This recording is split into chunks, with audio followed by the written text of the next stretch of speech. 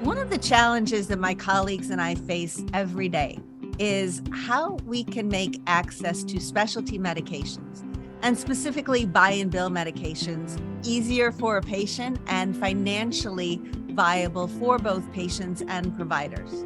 Now, the providers who are actually administering these medications are facing their own unique challenges, including potential financial risks, an increased burden on an already overburdened office staff, delayed payments, having to track down those payments, and just an overall cumbersome process at the payer level.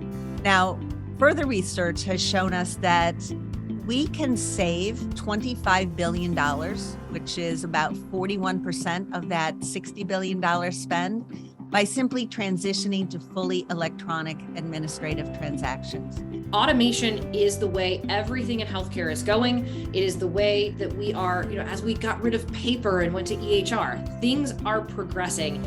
And I think change is everybody's hardest part.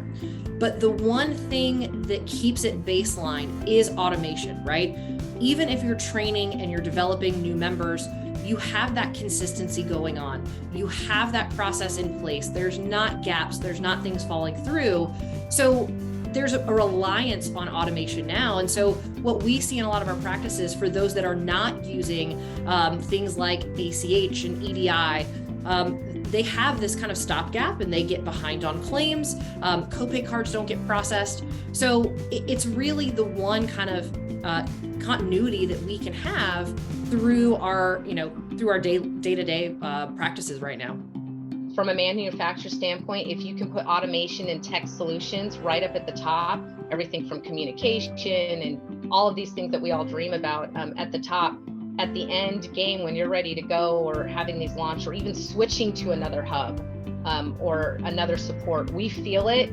When that field reimbursement shows up at our office, we can feel the brand support if my FRM knows where the case is at, if my sales team has been allowed some information that they can to know where that case is too, because we're going to have physicians ask. So I think as you're investing in your branding, your program, the technology piece needs to be right up at the top.